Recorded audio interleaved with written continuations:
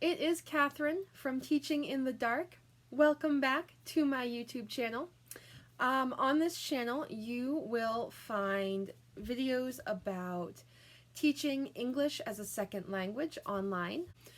You will also find videos about adapting life in general, but also more specifically teaching online to also being legally blind or visually impaired. You know, that's where my experience is, and so I'm sharing it. So if that interests you and if you connect with me, hit subscribe and then also hit the little bell so that you get notified whenever I have a new video up. So today I thought I would share with you all the top 10 things that I think every online ESL teacher needs. They are in no particular order, but I have been teaching with VIP Kid for 1 year next month, and these are things that I have noticed have been helpful. So let's jump right in. Number 1 is a printer. I started out without a printer, so I was printing all of my stuff over at Staples, which worked fine, and it was a very good experience printing with them. If you need to for emergency or whatever else, if you need to print from there, it's a great place to get your stuff printed. The problem was, because I am legally blind, I only have, this much eyesight. I don't drive, and in my city, public transportation isn't fantastic, and it takes kind of a long time to use, and it doesn't run on Sundays. So I was finding that getting to the store to get my stuff printed was ending up costing me a lot of money because I would have to pay for a ride there, and it just wasn't working very well for me. And even if you can drive, it's really annoying to have to, gather up all your stuff, go to the store, print your stuff, pay for it. It's just really annoying and not as cost effective as printing at home. So we finally got a really good printer that everyone in my family loves.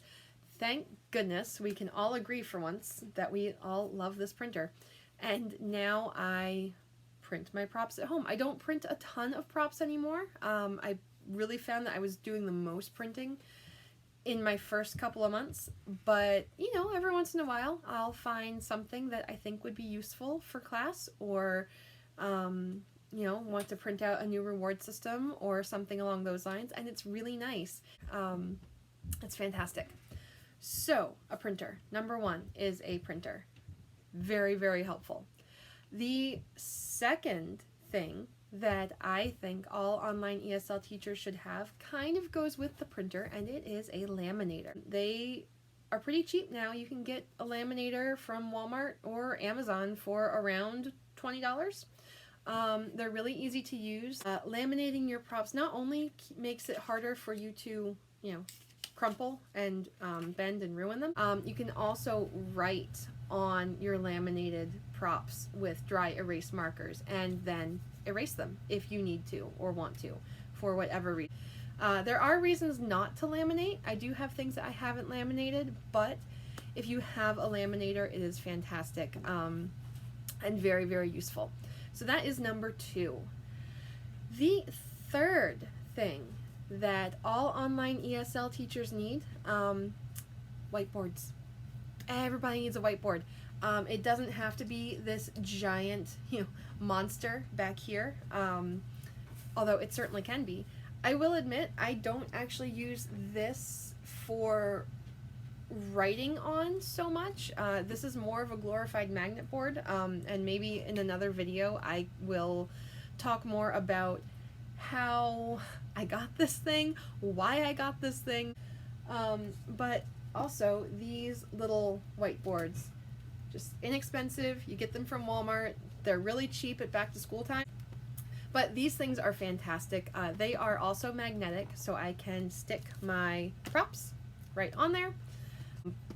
You can draw if you're good at drawing. I am atrocious at drawing, but if you are good at drawing, you can draw your props. So a whiteboard can basically be any prop you want. I use my whiteboard for phonics, especially when I have students who are having trouble understanding the difference between ending sounds and beginning sounds. We can do all of that on the whiteboard real quick. It's fantastic. Whiteboards are just so versatile. You definitely need a whiteboard. The third thing that ESL teachers really need is wet erase markers. I know everyone talks about the whiteboards, and of course when you think of a whiteboard you think of dry erase markers, and they are really important and really useful. But what a lot of people don't think about is the wet erase markers are also super useful. You can use them to make more permanent charts on your whiteboard. I do also have these lovely dry erase cubes, and I've used my wet erase markers to make the math symbols or the words. And these are particularly useful because of my lack of eyesight. I don't tend to look at things when I grab them, or if I do, it's more of a quick, like, which direction am I going sort of glance. It's not even so much a let me look at exactly what I'm picking up. So I will tend to have my fingers all over the sides of these. If this were a dry erase marker, having my fingers here would be a problem. And I mean, eventually these wet erase markers will start to rub off, so I will need to sort of replenish or replace the drawings after a while, but it's way better than the dry erase markers that, erase the second you look at them wrong. Number 5 is, wait for it, fake food. This is so useful. Actually, I have a giant basket of fake food that I can reach in and grab whatever I need. I use these for teaching shapes, especially the 3D shapes. Hey look, we have a cone. It's an ice cream cone, but it's a cone, and most kids know what an ice cream cone is. We can do prisms, rectangular prisms. We can do cylinders, but it's also really helpful for teaching general foods. So there are so many different things you can do with fake food beyond just teaching the names of the different foods. It's really useful. So yeah, you need fake food. You can do it with the 2D props that you print out. That works too, but having fake food is very useful. And again, I like having the 3D things. I'm not looking right now. I am reaching in and I'm looking for my pizza, and oh, here it is.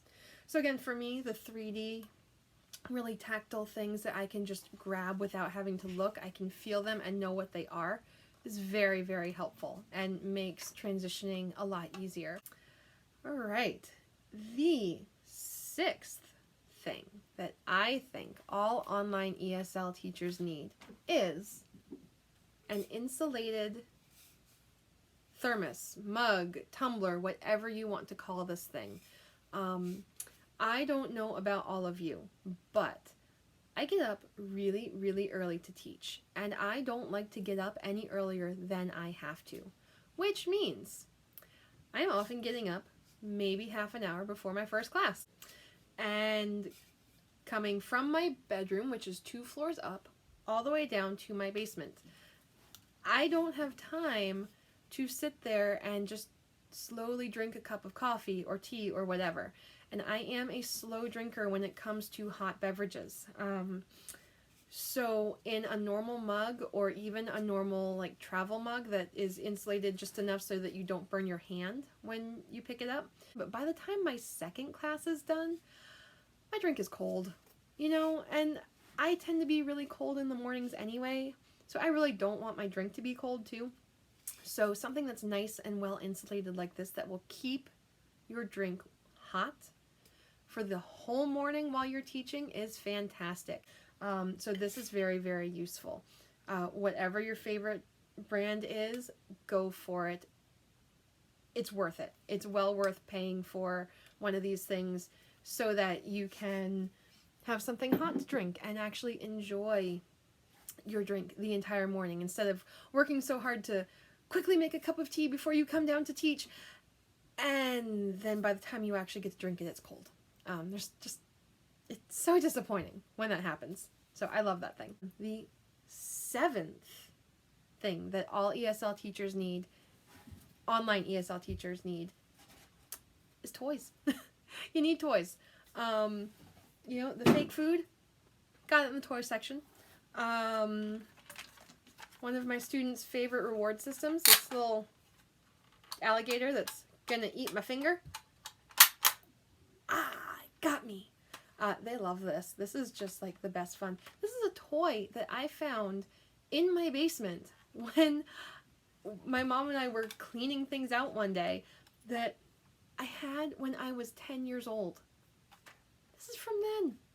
And it's fantastic. My students love it as much as I loved it when I was a kid. You can see on my shelves I have toys. I have stuffed toys. I have not stuffed toys. They're just so useful for everything. So, toys. That's number 7, is toys. The 8th thing that online ESL teachers really need is some kind of organization system. You're going to have a lot of stuff. It's just going to happen. No matter, I mean, maybe if you're like a super minimalist prop person and, you know, you're just super on top of things and cleaning things out, then maybe you won't. But in general, you're going to end up building up a lot of stuff. And so finding a way to be organized, both with the things that you don't really use anymore or that you don't use as often, to have those someplace where you still know where they are and what they are and can get to them, but then also for the things that you do use all the time. You know, figure out a way to organize things that works for you. I will be doing another video sometime about how my classroom is set up, so we can go more into my organization and how I have things set up so that I know where things are. But find something that works for you, because there's nothing more annoying than being in the middle of a class and realizing that you need a prop and you just can't find it. The 9th thing that all online ESL teachers need is a pop socket. I know, it seems random. It is a little random, but what I have found is that a pop socket is incredibly helpful. If you use your phone or your tablet for props or rewards during class, having a pop socket makes a gigantic difference. I didn't have a pop socket for a while. I didn't have a phone case that would actually let me use a pop socket. It was like kind of rough on the outside, so it wouldn't stick. And I have kind of big fingers, so I would go to pick my phone up and my fingers would accidentally brush the screen. And that was becoming a problem. I would lose my students' place in their Find a Star reward, you know, or maybe I would I would end up hitting something and the prop that I was going to use or the Google slide that I was using would move. That was really becoming problematic. And ever since I got the pop socket, I haven't had to worry about that, because I can just leave my phone face down on my desk with the pop socket out, and then when it's time to show the prop or bring up the reward, I just grab the pop socket and hold my phone up. Or I can put my fingers through the pop socket and hold my phone up. And that works beautifully. Also, if you use a tablet, they can be kind of awkward to hold. And so a pop socket there is also very helpful, because then you just have it on your hand and you don't need to worry about, oh, how am I going to hold this tablet and it's moving everywhere, and it's just right there. So a pop socket, random but super useful, especially if you tend to use your phone or tablet for props during class a lot. It's made a huge difference for me. My giant fingers don't get me in nearly as much trouble anymore. I still get in some trouble with them, but Not nearly as much as I used to. All right, here we are. Number 10. The 10th thing that all online ESL teachers need is flexibility and a sense of humor. I know technically that's two things, but I kind of think of them as the same, or in the same category. You know, sometimes you're going to have students who aren't as advanced as the level they're in recommends them to be. You know, sometimes you're going to have students who, you know, maybe you've looked at like feedback from other teachers and they've said, oh, it's a great student, and you're thinking, all right, this kid's going to be great. I'm going to extend, because we're going to go really well and it's going to be awesome. And you get into the class and they might be a great student, but what the teacher didn't tell you is they're struggling with using full sentences or pronunciation or something, where all of a sudden you're like, oh, wow, okay, so, you know, you might have to change the way you were going to teach the lesson. Sometimes, you know, you have students who are late and all of a sudden you have like 15 minutes to teach what you would have taught in 25. And you have to change your approach and the way you do things in order to get it done. And you could have the opposite. You could have a student that you were really expecting to have a hard time and to be struggling and really trying to help them through, and they just fly through it. And, you know, all of a sudden you're finding yourself having to constantly extend when you weren't expecting to. Flexibility is so important. Just go with it. It might not be perfect. It might not be what you envisioned. It might not be what you wanted, but go with it, because ultimately it's about teaching your student. And even if it's not perfect, even if you had all these awesome props and you ended up only being able to use 1 or 2 because the lesson wasn't the same as what you were expecting, and you ended up having to draw on your whiteboard, yeah, that's okay. It's okay. It's fine. It's all going to work out. You will be fine. The student will be fine. And just go with it. It's not the end of the world, I promise. It will all work out. You will be okay. Just take a deep breath. Take a deep breath and enjoy this time. These students are wonderful and they're so sweet, and this job is so amazing.